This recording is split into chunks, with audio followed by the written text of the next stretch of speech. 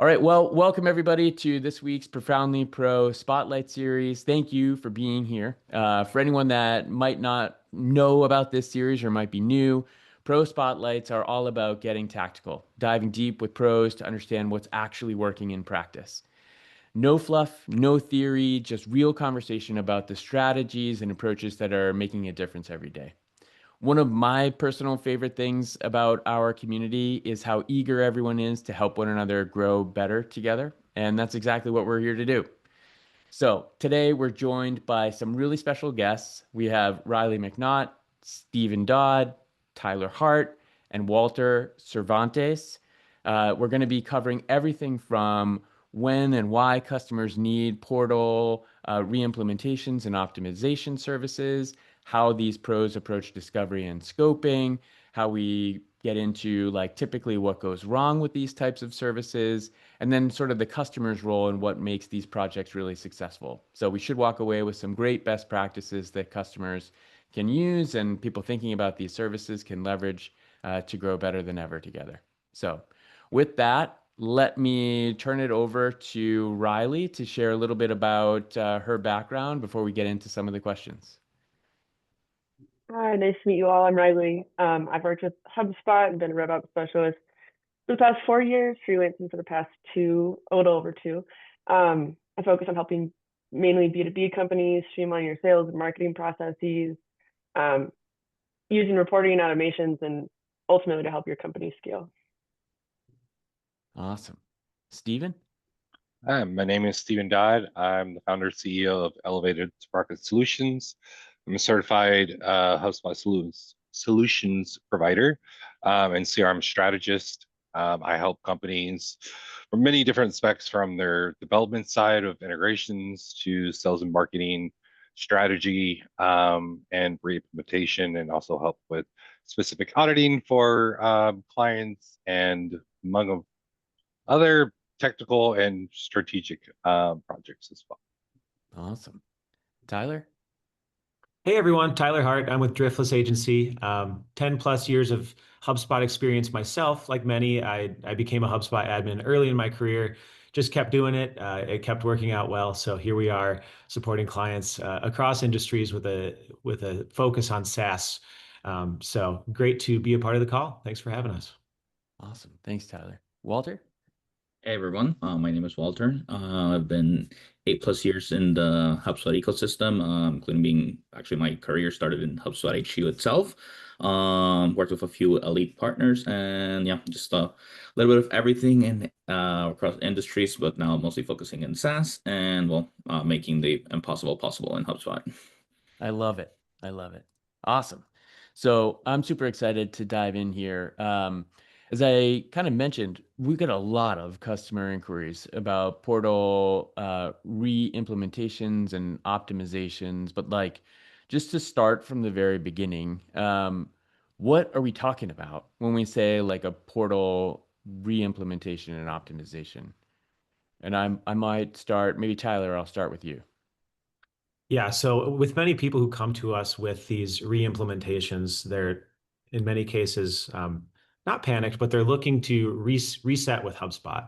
They got to a point in in their journey with HubSpot where things are just not where they need them to be, and it's not because anybody did anything wrong. It's not the original implementation or onboarding. It's not necessarily that somebody messed things up along the way. It's just that their process got disconnected from what's happening in HubSpot. So in those cases, usually step one is we say slow down. Let's just figure out what's going on here.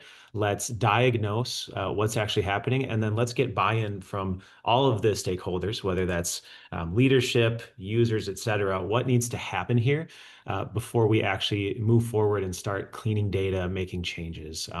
We're level setting with the team, everybody involved, and making sure that as we re-implement, we're doing everything right from the get-go, setting all of the right boundaries with everybody, setting all the right SLAs, and making sure that process is the center of the conversation rather than a cleanup or a fix-it.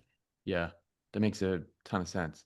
Let me open it up to the group. Like one of the things I think lots of customers out there are going to wonder is like, how do I know if I'm a candidate for this, right? They're probably experiencing some specific pain. Like what are some of the signals, just getting super detailed here for a second, like what pain would somebody be experiencing where they should be like, that's it. I need a re-implementation. I could grab that.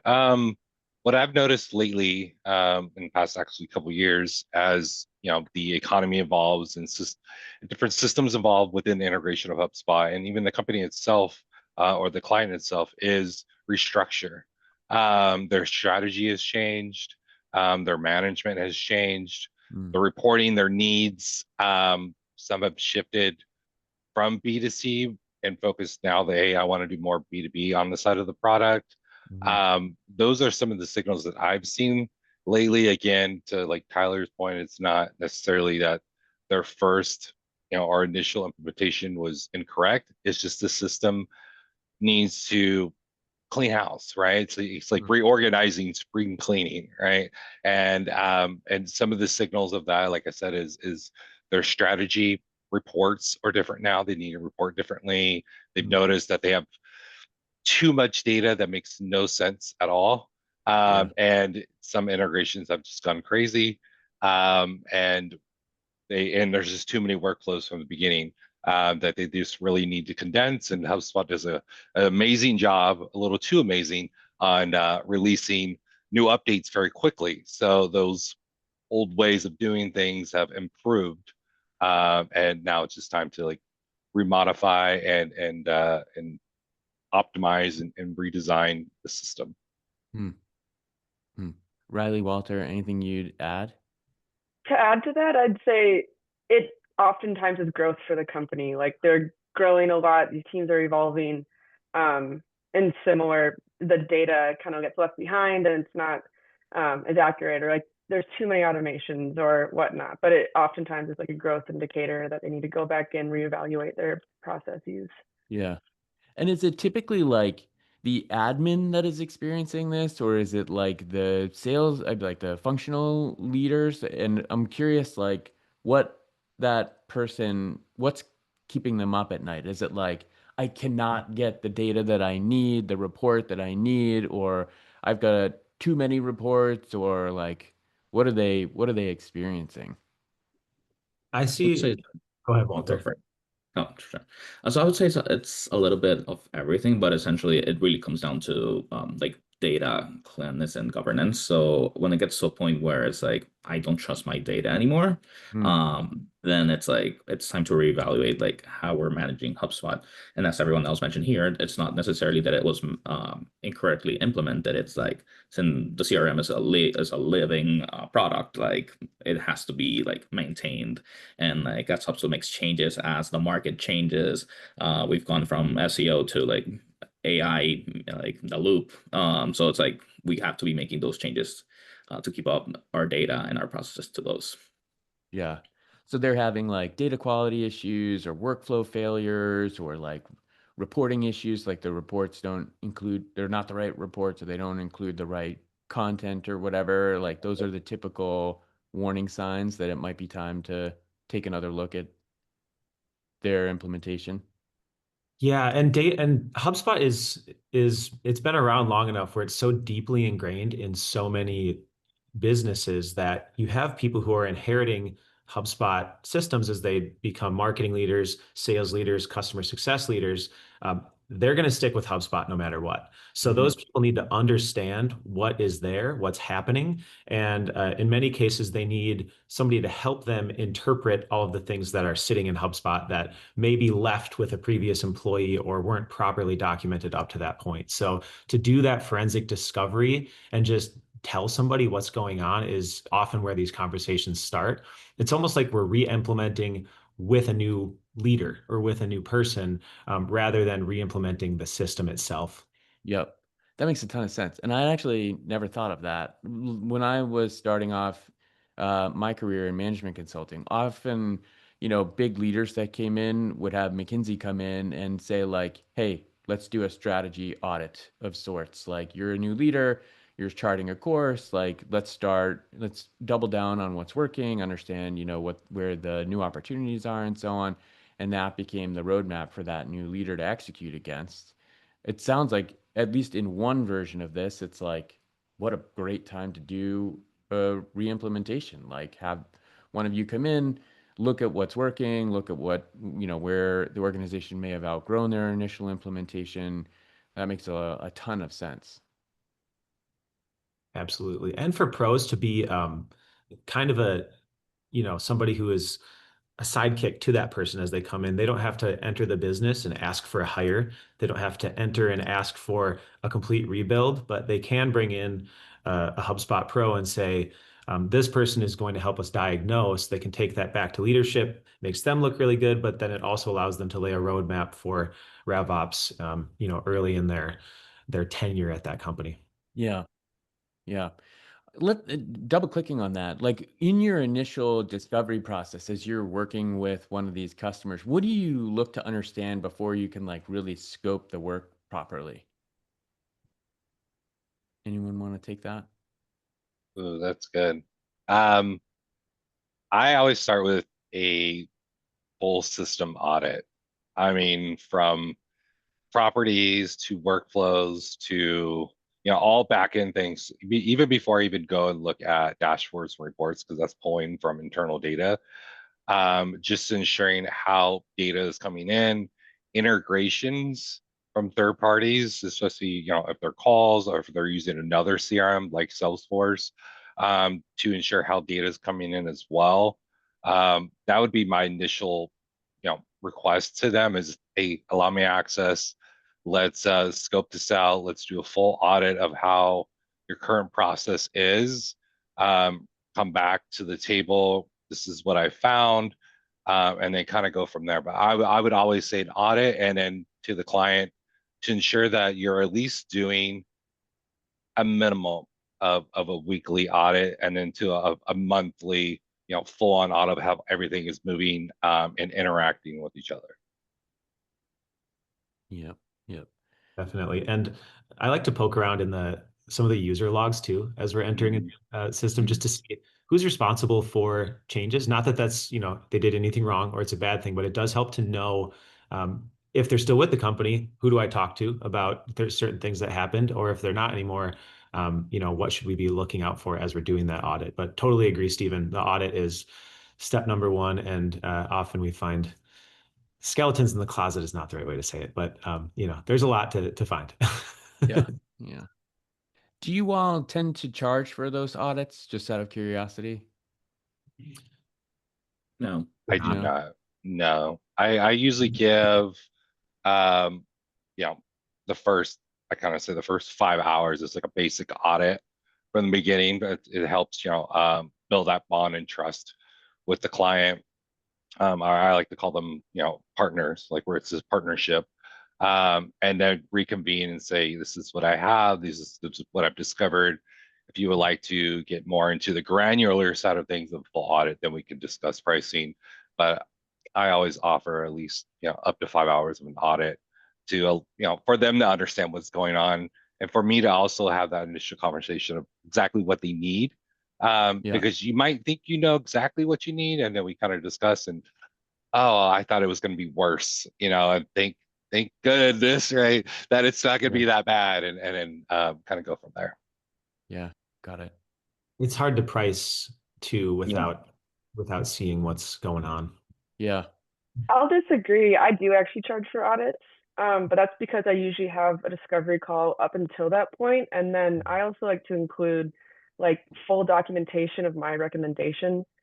And I mean, it's typically an informal, like couple 2 or 3 hours, but then they can take that documentation and decide if they want me to implement it or if they want to go a different route, if they want to do it internally. Yeah, that's kind of how I do it. But I'm also a one woman team, so it's a little bit different. Yeah, it's tough. So, out of curiosity, I heard, Stephen, did you say you have typically a 5-hour audit that you I do execute? up to 5 hours. Yeah. So Wow. I'll pretty much, I give them the amount, and the time frame is within the week. So I'll say, if it's Monday, I'll have it to you by Friday. So it's kind of like I'm not going to just work straight on full 5 hours, and that's kind of like our initial discussion. Yeah. And again, it just allows kind of like a base and starting point to kind of go over the discussion. Yeah. And it's very high level, right? I'm looking at different workflows. I'm not getting into the granular things Yeah. until we have like the next discussion and then we move forward. But it really gets kind of like that handshake of understanding what's going on with their system, and kind of the rapport of there's documentation as well. But again, it's more of a high level, 5, 6 pages, kind of audit to kind of go from there. So Got it. it's an initial, consulting audit agreement that they sign, and if we partner, then we kind of go from Got it. Got it. Yeah. Interesting. Cool. I'm curious, like, as you're doing, whether it's paid or not, what are you typically finding in this initial assessment? Like, what are the things that have typically gone wrong? workflows. Workflows. Definitely. Workflows. Sorry. Yeah. You guys can touch more on that, but yeah, that's usually the culprit here. Got it. Walter, can you share a little bit more about what that is? So, well, I've seen many portals. So there's like one thing that I like to do is really like going into like if I'm gonna do an import, and then it'll tell me like how many workflows and how many lists will be affected, and then like if like two contacts in an import will go through like 500 lists and like 600 workflows. At that point, it's like, yeah, like there's just so many things that could potentially go wrong here. Yeah. And definitely, and sometimes you'll see like over engineering, like in maybe there's a workflow, and then there's like five different sales pipelines, and then it's like at that point it's like really what's managing what. Yeah. So Makes sense. Tyler, were you going to say something? Sorry, I may have cut you off there. Yeah, no, that's exactly what I was getting at. I like the over engineering thing, Walter. I mean, sometimes you see it's so easy for people to just go and create a new property when something needs to be tracked. So you see, just so many custom properties that are kind of overlapping, kind of doing the same thing. They have, trade show 2021 Las Vegas, and it's like that's there's so much to simplify that finding ways to document that bloat, like you talked about, Riley, documenting everything, bringing it to a team and saying, okay, this is what we found, and getting, I think, really prescriptive with like, we got to simplify here, there's too much going on, it's really impossible for us to have a system that's going to work efficiently in an ongoing way with this much bloat, because it's almost impossible for us, even as HubSpot pros, to navigate your portal. So the audit is such a huge part of that. And like I said, getting prescriptive with how to solve that is really big with finding success with people who actually want to keep their data where it needs to be in going forward. Yeah. A quick question on that. So, just help me wrap my head around this. We talked about the use case where a functional leader brings you in because they're new and they're trying to plot a course and say, how does HubSpot, support my strategy? How often is it that it's an admin or someone that brings you in? And I mean, is it 50-50? Is it 80-20? Like, because then I have a follow-up question if admins are often bringing you in on like, how do you partner with that admin so that they don't look like, oh, this admin should have known how to do this, and so we need to bring someone in. Like, how do you handle that? I can take that one. So I would say like at least in my experience is more like 80-20, like or the admin being the 20%. And usually if from what I've seen, if an admin brings someone in, it's not necessarily because of that they've done anything wrong, but it's more of a bandwidth capacity where it's like the company's grown so much where the one single admin can't fully support the whole company. Yep, that makes a lot of sense. Yeah. That makes a lot of sense. Try to be an ally to that admin too, because you hit the nail on the head, Walter. Many times HubSpot was thrust upon them, or it was just a very small slice of their job. So, the pros are not there to take their job or do their job for them. We're there to help them use it more efficiently. And with these new leaders coming in, I think being a advocate for that admin who will be the person touching HubSpot going forward is a big part of it too. Yeah, makes a lot of sense. Cool. And it's on Profoundly in particular, as you've all had projects like this successfully on the platform. Like, how do you approach it? It's so hard to sort of scope these services effectively up front. Like, do you have a specific strategy on like getting to the discovery call? Like, I feel like the discovery call, in my observation, is where the magic happens. Like the initial interaction, everything is just to get on that discovery call, because then the odds of conversion is just increase exponentially. How do you approach that, in the initial response? I'm I going to go back to yeah. the prescriptive thing. I like Mhm. to say we've done this many times, and we want to gather feedback from you. We want to learn how you're doing business, but we also want to take the deep experience we have and say there is a right way to do this that has been proven to work. We want to have that be part of what you get out of this engagement, and we want to set you up for success long term, not just, like I said, fix this issue. It's not a one-time fix. It's an ongoing thing. It's a process thing, and it's a buy-in thing from the whole team. So I try to I try to make it more of a conversation around aligning a team and getting people all on the same track rather than fixing what's already there. Yeah, makes sense. And for me, I mean, to get the initial, discovery call, which is say, for example, a request comes into Profoundly, right? Everybody's doing an amazing job bringing in more information when their initial request is coming in, but sometimes it's just bare minimal, and I need help. That's kind of like what they said. It's great to have a descriptive title that at least helps, but for me, I just kind of come in, state that the initial request, some unfortunately it's like some assumptions at time from their title is this exactly what you're looking for? Here are some examples so I can help. And then I kind of have and I tell them within the description, right, a generic kind of scoping of how things would work. Mm. And then also, providing a free audit for the 5 hours that kind of gets that next step into, ooh, I actually want to talk to him or her. And then right off the bat, providing my HubSpot meeting link. So there's no back and forth, right? Yeah. It's there. They're more welcome to click on it at any time, and it's hooked up to my calendar, and they can schedule that moment. So less back and forth, because if I'm a client, I try to put myself in their shoes. I get a ton of different, proposals. I don't want to do a lot of back and forth. I just want to be able to Yeah. be like, ooh, here it is. I click on it. I scheduled even a 15-minute quick call, right? And then we can kind of go from there. Yeah. Plus one for that, Stephen. I will share the number of times that customers have said what a sharp edge it is to have to go back and forth to get a booking link. It's like, that's why we built that function into the app, that you can just include it there, and now it's automatically included in all of your proposals, as well as your profile. So plus one. I wanted to circle back. We talked a little bit about workflows and that they are often, one of the core culprits and drivers of this service. What about data cleanliness?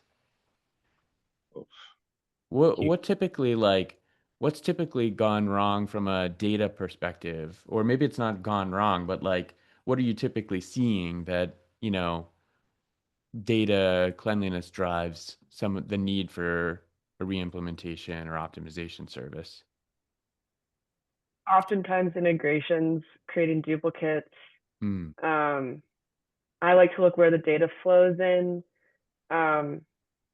whether it's from their custom app, whether it's from Salesforce, whether it's from ZoomInfo, kind of streamline that process and make sure we do have a really good like data cleanliness tool, make sure we're like managing those duplicates, knowing that we have clean data coming from oftentimes though those integrations is where I find it.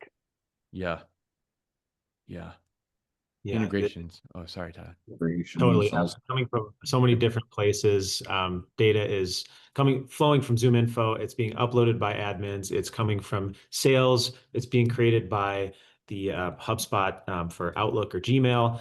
And that's great. You want all of that connected data, but especially for the imports and like the Zoom Info pieces, like we need to be matching on domain. We need to have processes in place to make sure that duplicates aren't just exponentially growing. And you said it perfectly, Riley, just process. Like even though marketing in many cases is the people kind of owning HubSpot, they fall into the trap of, oh, we have a new trade show list, upload it ASAP, send an email, move on, and then all of a sudden it's an issue for somebody 3 years down the road. Mm. I would say Oh, sorry, another Walter. one. No worries. Another one from data cleanliness is sometimes even the way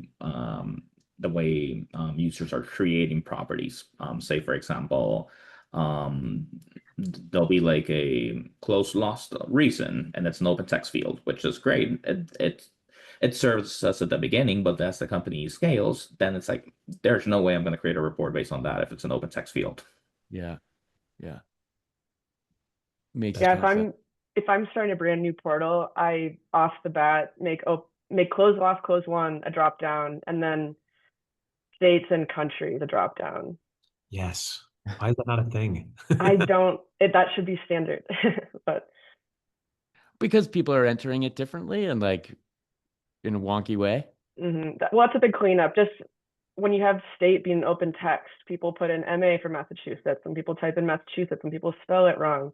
Yeah. I think that's a big pain point I've seen. Wild. Or it's all capital letters, or it's one's capital, one's lower, one's in the middle. I don't know what they're doing. Yeah. Then if you want to assign hey, sales, here's a territory, you're assigned Massachusetts, New Hampshire, and like New England, for example. And then they'll just have so many filters on like, is the state equal MA or Massachusetts, or like Massachusetts with one S because someone had a typo or so. So yeah, All had issues with Massachusetts. That's funny. Yeah. At that point, they're just trying to fight the system to get them the data that they need. It's funny. It was actually one of my very first engagements we did. We had a data governance component of the engagement, and it struck me how important that is when we realized that people had spelled AT&T 24 different ways. How do you do it? Like 24 different ways. It's sort of crazy, but here we are. So I can empathize for sure. And that did not have to relate to HubSpot. But cool. So as customers you're engaging with them, like what should they be prepared to do to support you in a portal reimplementation? Like someone who's sort of suddenly recognized as a result of this conversation, this is what I need. Like I've been suffering silently and I need help. So you come in and do the scoping and you agree to work together. Like what's their role to enable you and help you and make sure that, they're achieving the outcomes that everybody agreed to? We're not looking for them to do much besides champion internally. Like we need the buy-in from everybody who's a stakeholder. And if we don't have that, it's like pulling teeth to get people to follow processes and to be aligned on it. So if that person is a strong champion, that's actually part of our process for vetting new clients is if the person that we're talking to as the main stakeholder is not a good internal champion, it's really hard for us to succeed. So we can drive things forward, but if they can keep everybody on their end where they need to be and showing up to meetings and making sure that they're giving their input, that's really all we need from them, in my experience. Anybody else, anything to add? What I need is not much. I mean, to the point is just I'm going to provide all the questions, right? Because that's another thing is they're like, what do I need? What do I need to do to support you? And that's going to be part of the scope, and that's going to be part of our initial conversations as well. But I would state that just, trying to support me with the questions I have. And if you don't have the answers, know where to go with the new leadership. The other thing is, I love good examples because I don't know your full system process, right? Or even, I can know the whole process within the system, right, of HubSpot, right?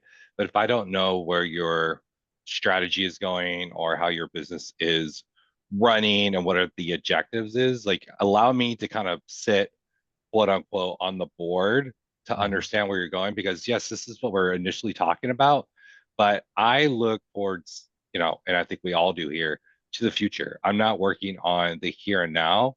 So if I'm seeing things that we can optimize for future growth within the company or future updates from HubSpot itself, from product, like if I'm on that seat or on that board, right, quote unquote, then I can give those recommendations. And not only are we just re-implementing today, right, we're looking for the future.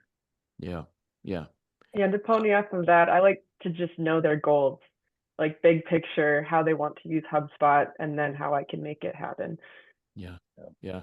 It was interesting. We on Tuesday we had a group chat with Darren Smith from Hubble. He's the CEO at Hubble, HubSpot's global partner of the year. And one of the things that he said, he had a lot of great insights to share. One of the things that he said was, it's not just what you deliver, it's how you do it, that differentiates partners.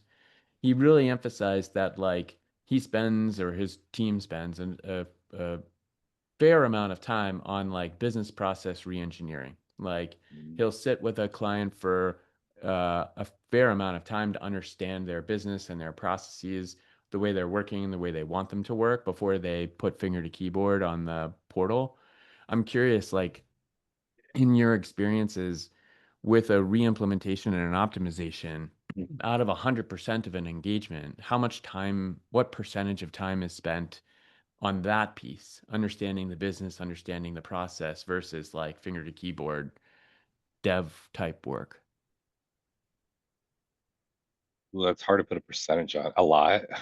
Yeah. To be honest, Is it? I spend more time documenting and having those conversations than the actual work because I could do work all day long, but if I have to go back and redesign it or reconfigure it Yeah. because I didn't understand our initial conversation or where what is the objective here, then I'm wasting my time, I'm wasting your time, right? The client's time.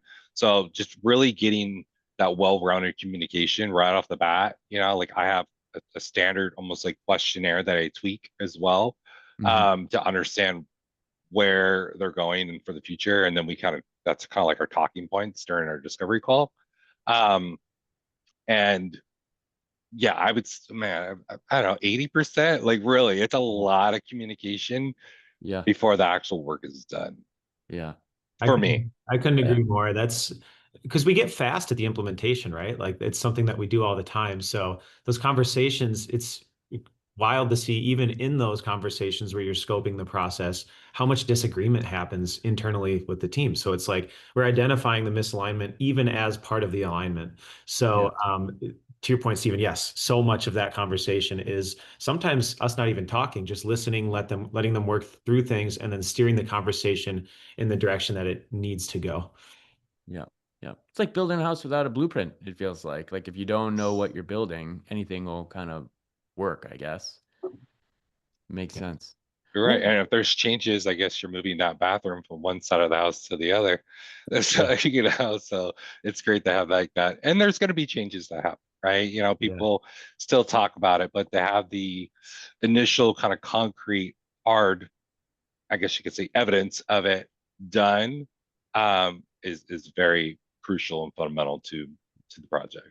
Yeah. That's a great building on that.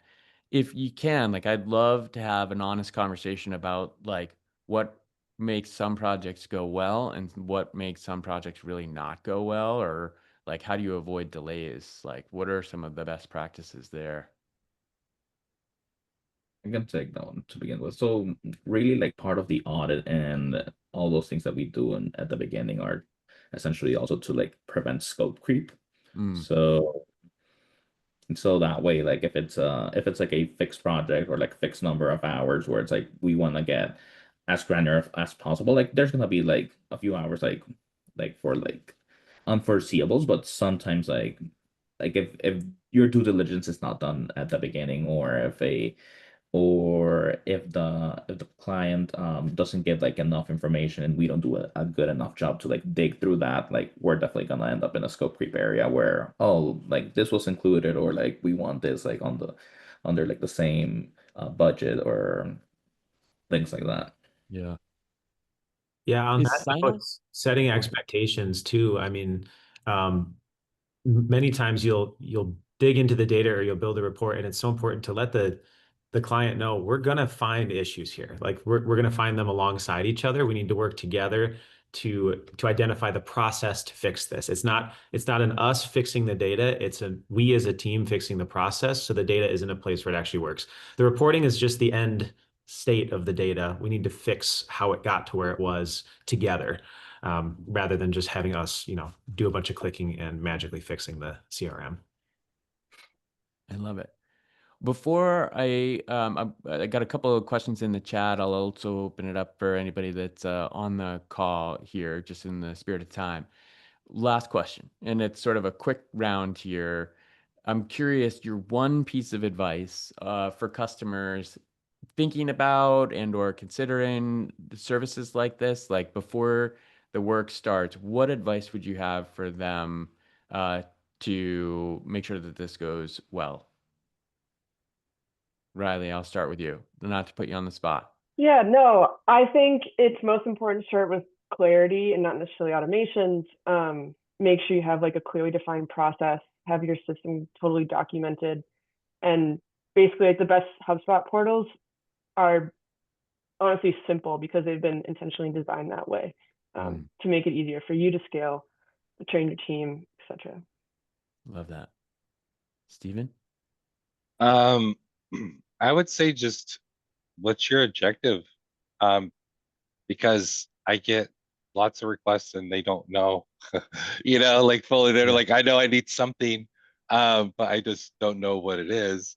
So just have a clear objective of how did we come to this point?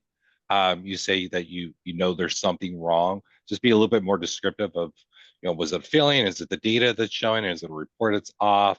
The more information, you might not think it's important, uh, but it is to me, like, because it like we're like detectives, right? Sometimes I don't know anything about it. I mean, so any piece of evidence that's happening within the system, if you let me know, like then we can kind of solve this mystery together and start on the correct path.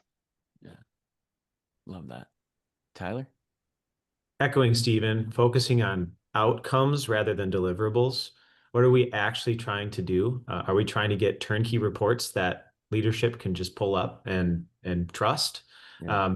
Rather than, we need to fix the data and then do this and then do this. What is the actual outcome we're working towards here? Let's align on that before we get going so that, like you said, Riley, in many cases, it's just simplifying and getting where we need to be.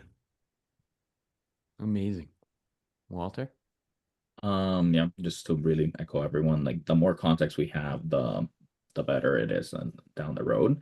And also like if you're a prospect or a client that really doesn't know like where to go, really that's just being being uncomfortable, where it's like, hey, we can jump on a call, we can like do like discovery together, just really be open to like address your pain points, your end state, and then we can work backwards from there. Awesome. All right, so we've got some questions here from the audience. So I'm going to read them aloud here. The first one is from Jeanette. How do you prove ROI when you're simplifying and cleaning up bloat? I can take the first stab at that. So, well, by simplifying and cleaning up bloat, that gives teams time back, because then they're not spending half of their time just trying to like figure out who's on the CRM, who should I contact. Marketing is like, should I send this email to this list or that list? I'm really not sure. So by giving your team time back to either like market or sell, just by that we're proving ROI. That's so good. We didn't talk about cost much, but sometimes people are worried about the cost of doing it right, but what's the cost of doing it wrong? What have we wasted up to this point, for team resources, for HubSpot not even being utilized, et cetera? And if we're going to get away from that, why are we even focused on the cost of doing it right? Because there's so much opportunity cost here that's being wasted.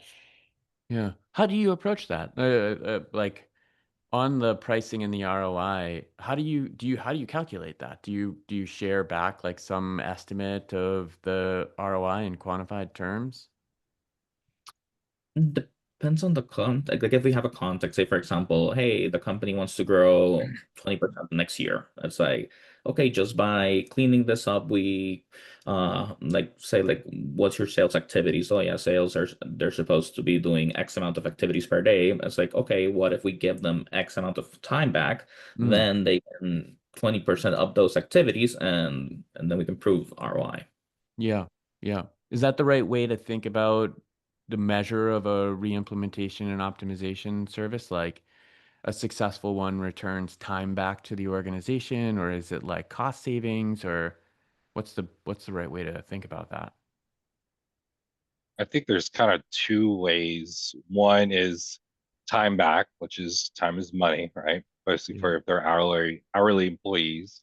Um, the second thing would be, on the RevOps side, boost the revenue because of your product is selling more due to streamlined automation, clean up property, forms, like there's tons of different things that go from there. But I would say if you're in sales, right, and that's what we're kind of talking about, then where were you from pre pre-implementation, right? Or pre-re-implementation, to, even if it's 30 days from now of after, where are our findings? Do you feel like you're more productive with your time? Do you see more deals being created because of such? Marketing campaigns can run a little bit smoother. Segments, reporting, you can actually see, maybe you were thinking you're doing really well in your reports and they were just completely inaccurate because the data is just miscued and I would say wrong, but just not correctly set up. And now Yeah. we can kind of see those points of the comparison data. And then we can really kind of calculate um, the return on investment in that point of sense. It's really hard to really put an exact number Mm, on it, because every business is different and every strategy is different. yeah. Makes sense. Yeah, and I agree with that. The cleaner data, you're not over-reporting. You have better opportunity to evaluate and see your pain points, which is honestly invaluable. We've discovered ROI in the other direction too, as part of Okay. this process, where in many cases, you'll have sales is not aligned with marketing. So then you have deals being created that don't actually have the correct contacts associated with them. So when Yeah. you go to do the ROI reporting, maybe this account started with a manager level person who downloaded an ebook, who booked a meeting with their director, who became the person who got attached to the deal. But because best practices weren't being followed, 100% of that sales being attributed to the sales motion when we know that in HubSpot there is a person who actually originated this conversation. So we've found ROI in retrospect as well, just kind of looking through the data and discovering, and brought that value to the table too, because that's insight we didn't have. The data was in HubSpot, but it just wasn't performing the way it should have. Yeah. It happened in both directions. Got it. The next question that I got here, just moving along for time's sake, is from Luke. Luke asks, clients still want to use UTMs.